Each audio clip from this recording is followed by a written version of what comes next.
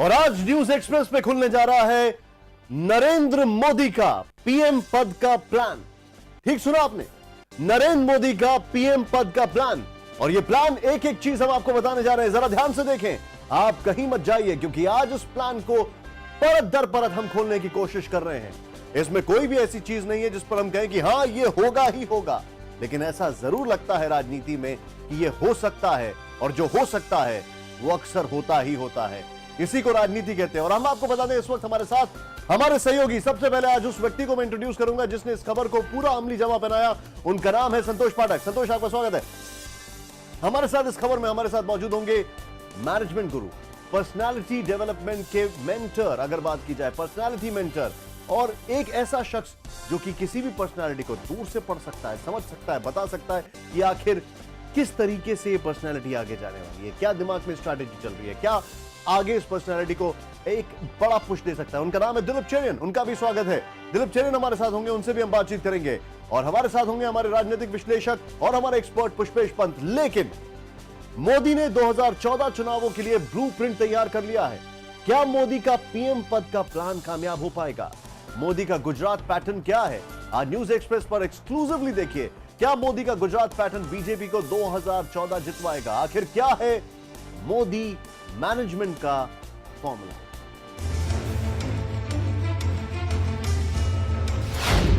क्या है मोदी का मिशन 2014?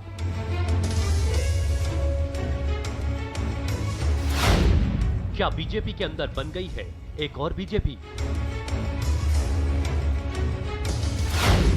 क्या मोदी मॉडल 2014 जितवाएगा? ये तस्वीरें शायद आज भी आप नहीं भूले होंगे। बीजेपी अध्यक्ष राजनाथ सिंह ने मोदी का हाथ कई सेकंड तक थामे रखा था। बीजेपी की कार्यपरिषद की बैठक में राजनाथ सिंह ने मोदी का नाम पार्टी के सबसे बड़े नेता के तौर पर लिया। यदि मैं शब्दों के माध्यम से ही यह स्वागत करूं, यह उचित नहीं होगा। मैं आप लोगों से भी यह निवेदन करूंगा, बहनों भाइयों, एक बार खड़े होकर तालियों की गड़गड़ाहट से नरेंद्र भाई का स्वागत किया जाना चाहिए। मोदी के खिलाफ बीजेपी, आरएसएस और बीएचपी के बड़े नेता हैं, जो चुनाव में मोदी के विरोध में काम करते हैं। इससे निपटने के लिए मोदी ने एक नई तरकीब अपनाई है, एक नया प्लान बनाया है। मोदी ने गुजरात में पार्टी से अलग एक नया अनौपचारिक संगठन खड़ा किया, जिसके बाद मोदी ने गुजरात में जीत की हैट्रिक लगाई। अब मोदी ने यही मॉडल देश भर में लागू कर दिया है। सवाल उठता है कि आखिर मोदी को यह मॉडल देश भर में अपनाने की जरूरत क्यों पड़ी? मोदी केंद्र की सच्चाई जानते हैं। राजनाथ सिंह ने भले ही मोदी की तारीफ की हो, लेकिन पार्टी के दो बड़े नेता लालकृष्ण आडवाणी और सुषमा स्वराज ने मध्य प्रदेश के मुख्यमंत्री शिवराज सिंह चौहान और छत्तीसगढ़ के मुख्यमंत्री रमन सिंह की ज्यादा तारीफ की। मोदी के लिए यह इशारा काफी था। हमारी आने वाली रिपोर्ट्स में हम आपको मोदी के मिशन 2014 के बारे में भी बताएंगे। जीत की हैट्रिक बना चुके नरेंद्र मोदी अब हार का जोखिम लेने को तैयार नहीं है। मोदी यह बात तो भली भांति जानते हैं कि पार्टी नेताओं और कार्यकर्ताओं का एक बड़ा तबका उनको प्रधानमंत्री के रूप में देखना चाहता है, लेकिन मोदी इस बात को भी बखूबी समझते हैं कि प्रधानमंत्री बनने की इच्छा पाले हुए बीजेपी के कई आला नेता मोदी के मिशन 2014 को फेल कर सकते हैं। इसलिए मोदी दिल्ली के चुनावी घमासान में उतरने से पहले एक नई टीम बनाना चाहते हैं, जो ना तो बीजेपी की होगी ना आरएसएस की। वो टीम होगी सिर्फ नरेंद्र मोदी की। कैमरा पर्सन विजय कुमार के साथ संतोष पाठक, न्यूज एक्सप्रेस, दिल्ली। आज कंगन को आरसी क्या, पढ़े लिखे को फारसी क्या, ये कैसे संभव है और आखिर क्यों संभव है? हर चीज तो नहीं बता सकते, कुछ चीजें आप समझ सकते हैं। और अगर आप समझ गए हैं तो बैठे क्यों हैं? अपना फोन उठाएं, हमें फोन करें। हमारा नंबर है 012040100727। न्यूज एक्सप्रेस पर एक्सक्लूसिवली मोदी का प्लान 2014। लेकिन एक लाइन जो संतोष पाठक ने बोली और मेरे जहन में आ रही है बार बार, वो ये है कि आखिर मोदी अपनी टीम दिल्ली में कैसे ला सकते हैं? क्या दिमाग में कुछ ऐसा चल रहा है? आप कि मोदी के पूरे प्लान्स क्या क्या है, एक एक खबर हम दिखाने जा रहे हैं। लेकिन सबसे पहले संतोष, ये सवाल मेरा आपसे। मुझे लगता ये है कि हम बहुत ज्यादा केंद्रित होते हैं इस पे, ये सुर्खियों का विषय रहता है। पुष्पेश जी, मैं आपको रोकूंगा। पुष्पेश जी, आप ये सवाल मेरा आपसे नहीं है। पुष्पेश जी, मैं आपको रोकूंगा यहाँ पर। मैं आपको रोकूंगा। मेरा ये सवाल संतोष से। संतोष, क्या कहेंगे आप? देखिए, बिल्कुल जहाँ तक नरेंद्र मोदी के प्लान की बात है, बिल्कुल सही बात है कि एक एक चीज़ का हम खुलासा करेंगे और ये भी बताएंगे हम अपने दर्शकों को कि आखिर ये प्लान बनाने की नरेंद्र मोदी को ज़रूरत क्यों पड़ी, क्योंकि गुजरात का जो उनका राजनीतिक अनुभव है वो उनको मजबूर कर रहा है, क्योंकि वो जानते हैं राजनीति में कभी भी कुछ भी हो सकता है अगर टीम आपकी अपनी ना हो तो। जी, अब ये जो आप बता रहे, मेरा अब मैं वापस आता हूं पुष्पेश जी के पास। गुजरात में आरएसएस और वीएचपी के नेताओं के भीतर घात से क्या परेशान होकर मोदी ये नया फॉर्मूला बना रहे हैं? क्या लगता है आपको पुष्पेश जी कि इस फॉर्मूले को लेकर मोदी बीजेपी को क्या 2014 जितवा पाएंगे?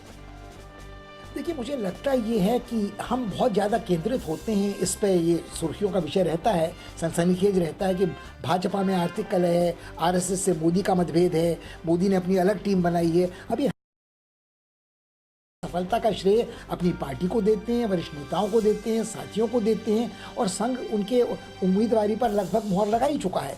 उनके प्रतिस्पर्धी प्रतियोगी जो समझे जाते थे, उनका समर्थन कम से कम चुनाव तक अब ऐसा लगता है उनको मिलेगा, क्योंकि भाजपा को लगता है कि मोदी के बिना उनका कोई भविष्य या विकल्प मोदी का उनके पास है नहीं। मुझे लगता है कि इसी तरह अगर आप देखें तो जो आंतरिक कलह कांग्रेस में है, क्या उसको देखते हुए ये नहीं लगता कि राहुल गांधी को ये कहना पड़ता है कि मुझे प्रधानमंत्री का उम्मीदवार न समझा जाए, अब इसे आप खट्टे अंगूर कहें या और कुछ कहें।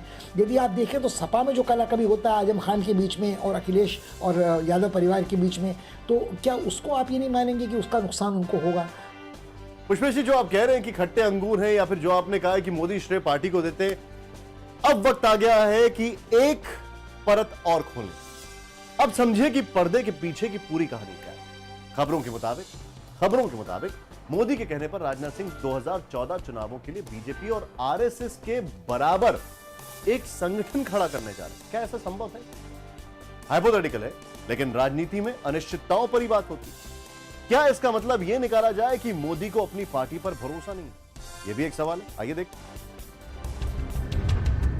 राजनाथ सिंह ने मोदी से अपने संबंध सुधारने की पहल कर दी है। साधु संत समाज भी मोदी को पीएम पद का उम्मीदवार बनाना चाहता है। शायद इसलिए कार्यपरिषद की बैठक में पार्टी के अध्यक्ष राजनाथ सिंह ने मोदी की इतनी तारीफ की। नरेंद्र भाई के नेतृत्व में गुजरात में हमको तीसरी बार सफलता प्राप्त हुई है। उन्होंने हैट्रिक बनाने का काम किया है।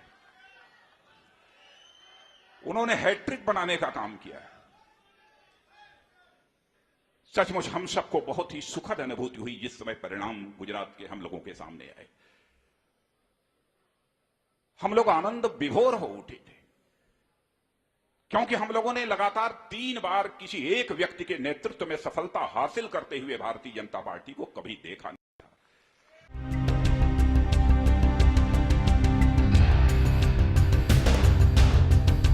आखिर मोदी का नया औपचारिक संगठन कैसा होगा?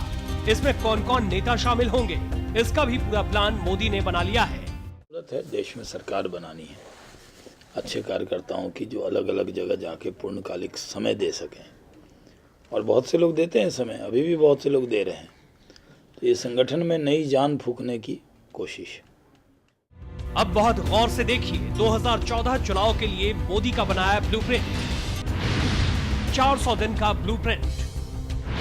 पार्टी में कार्यकर्ताओं की टीम बनाई जाएगी जो 24 घंटे लोकसभा के चुनाव की तैयारी करेगी। कौन कौन शामिल? टीम में पार्टी के 4 बड़े नेता रामलाल, बी सतीश, सौदान सिंह और बीजेपी के महासचिव अनंत कुमार शामिल होंगे।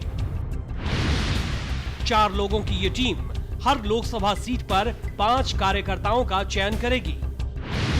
5 कार्यकर्ताओं की टीम अपने इलाकों में चुनाव की तैयारी करेगी और ये सारी टीम मोदी की बनाई गई टीम को रिपोर्ट करेगी। ब्लूप्रिंट तैयार। मैं इस वक्त आईआईएम के बाहर खड़ा हूं। जब लोग बाहर आते तो कहते हैं कि इनके मैनेजमेंट पर गुजरात खड़ा है। पिछले विधानसभा चुनाव में बीजेपी जब सत्ता पर आई तो मोदी ने अपनी इस मैनेजमेंट की खूब दुआई दी, लेकिन क्या मोदी मैनेजमेंट का फॉर्मूला गुजरात विधानसभा चुनाव की तरह बीजेपी को लोकसभा चुनाव में कामयाबी दिला पाएगा?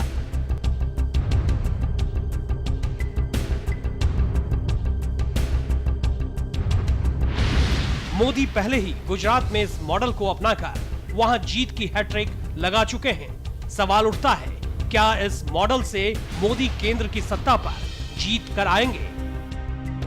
मिशन 2014 की तैयारी में नरेंद्र मोदी कोई कोर कसर नहीं छोड़ना चाहते हैं, इसलिए 400 दिन का ब्लूप्रिंट तैयार किया गया है। फुल टाइम वर्कर की एक नई टीम तैयार की जाएगी जो सीधे नरेंद्र मोदी को रिपोर्ट करेगी। जाहिर सी बात है कि नरेंद्र मोदी सब कुछ अपने हाथ में रखकर चुनावी मैदान में उतरना चाहते हैं। कैमरा पर्सन विजय कुमार के साथ संतोष पाठक, न्यूज एक्सप्रेस, दिल्ली। एक्सक्लूसिव है ये न्यूज एक्सप्रेस पर। क्यों? क्योंकि ये खबर हम आपको दिखा रहे हैं कि क्या होगा मोदी का ब्लूप्रिंट और क्या है। संतोष पाठक से एक रिएक्शन सबसे पहले, और उसके बाद हमारे साथ है मैनेजमेंट गुरु दिलीप चेरियन। दिलीप जी, स्वागत है आपका न्यूज एक्सप्रेस पर। संतोष, नमस्कार। नमस्कार सर। संतोष, ये जो आपने एक पॉइंट बोला, ये पचाए नहीं पच रहा है कि आखिर मोदी जो हैं अपनी सेलेक्टेड एक टीम तैयार कर रहे हैं दिल्ली के अंदर, और वो टीम पूरा मैनेजमेंट देखेगी, एक एक चीज करेगी, यानी जो एग्जिस्टिंग टीम है उसका वहां पर कोई रोल नहीं है। क्योंकि हमने जो केमिस्ट्री की आप बात कर रहे हैं, ये बात हमारे पच रही है कि राजनाथ सिंह से जो उन्होंने हाथ मिलाया, जो जिस तरीके से उनको माला पहनाई गई, वो सब समझ में आ रहा है कि अंडरस्टैंडिंग बहुत अच्छी है, उनका कद बढ़ गया है। लेकिन क्या ये पॉसिबल है संतोष? क्या क्या खबर है आनी अंदर खाने? देखिए, बिल्कुल निशांत, हमने देखा है मोदी राजनीति के पुराने धुरंधर खिलाड़ी। मोदी ने देखा है कि किस तरह एक झटके में केशुभाई पटेल जैसे बड़े नेता को पार्टी ने हटा के नरेंद्र मोदी को 2001 में गुजरात का मुख्यमंत्री बनाया था। इसलिए मोदी इस चीज़ को जानते हैं कि जब तक आपकी अपनी टीम नहीं होगी, आप सत्ता के गलियारे तक नहीं पहुंच सकते हैं। ये फॉर्मूला उन्होंने गुजरात में अपनाया है। बीजेपी के बड़े नेता उनके विरोधी थे, विश्व हिंदू परिषद उनके खिलाफ था, आरएसएस उनके खिलाफ था, फिर भी वो गुजरात में हैट्रिक बना रहे हैं क्योंकि उनकी अपनी एक टीम है। यही फॉर्मूला वो दिल्ली लाना चाहते हैं। वो चाहते हैं कि अब बीजेपी को 2014 में दिल्ली की सत्ता पर पहुंचाया जाए और वो प्रधानमंत्री बने तो टीम उनकी अपनी हो। दिलीप जी, अब मैं आपसे समझना चाहूंगा सिंपल कॉम्बिनेशन ऑफ मैनेजमेंट कि क्या मोदी यहां पर अगर कुछ करेंगे तो एग्जिस्टिंग मैन पावर की मदद लेंगे, या आपका एनालिसिस क्या कहता है कि जो मॉडल, जो फॉर्मूला, जो स्ट्रैटेजी उन्होंने गुजरात में अपनाई की, वही वो पूरे ऑल ओवर कंट्री, मतलब खासकर दिल्ली के लिए, क्या वो ही अपनाएंगे? देखिए, जो भी लीडर है वो अपना एक मैनेजमेंट स्टाइल मेरे ख्याल में उसी ढांचे पे वो चलता है, या चाहे गुजरात पे हो या सेंटर के सत्ता पे आने का कोशिश हो। इसमें अभी जो जिस चीज़ के आपने खुलासा किया, इसमें दो बड़े बहुत महत्वपूर्ण चीज़ है। एक तो उनका मैनेजमेंट प्रोग्राम यह है कि 400 दिन में जीत हासिल करना है। इसका मतलब यह है कि बीजेपी और मोदी को यह पता है कि इलेक्शन इस साल में नहीं होगा, 400 दिन के बाद ही होगा। दूसरी चीज, उनका जो गुजरात में जो हिट रेट था, जब इंडिया में जाएगा हिट रेट है या हेट रेट है, ये तभी होगा पता जब मैदान में खुले आम लड़ना शुरू करेंगे बाकी पार्टियों के साथ। और उस टाइम ये जो मोदी का जो गुजरात में हाल इस वक्त है, वो हाल इंडिया में रिपीट करना बहुत मुश्किल है। मैनेजमेंट स्टाइल की बात करें जी। तो मैनेजमेंट स्टाइल जो है, दिल्ली में आके सत्ता संभालने के लिए एक अलग टीम लगता है, और दिल्ली पहुंचने के लिए और सत्ता को दिल्ली में लाने के लिए एक अलग तरह का टीम लगता है। अगर वो सोचते हैं कि सारे नए लोग अपने ही लोगों को कब्जे करके वो जीत हासिल कर सकता है, मेरे ख्याल में मोदी का जो स्टाइल है उसका सक्सेस अपना ही टीम लेके चलने का है। ये सक्सेसफुल होगा कि नहीं, इस वक्त बोलना बहुत थोड़ा सा मुश्किल है।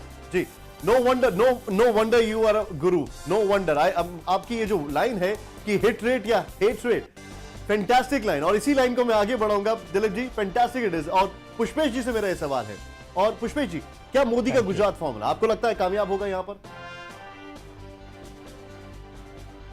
गुजरात मैनेजमेंट का जो फंडा आप कह रहे हैं वो बेसिकली है क्या? वो ये है कि आप जनता को इस बात का भरोसा दिला दें कि यदि वो आपको सत्ता सौंपती है तो आपके राज्य में आर्थिक विकास तेजी से होगा, सुशासन होगा, भ्रष्टाचार में कमी होगी। अब ये आपका दावा सच है या झूठ, इसका फैसला तो वो लोग करेंगे जिनको आप ये संदेश दे रहे हैं। तो मुझे लगता है कि नरेंद्र मोदी का ये फंडा न केवल उनके लिए चुनाव में काम आएगा, मगर जो कोई दूसरा उम्मीदवार भी ये अपनी विश्वसनीयता प्रमाणित कर देगा कि वो जो वादा कर रहा है वो पूरा कर सकता है, उसको भी इसका फायदा होगा।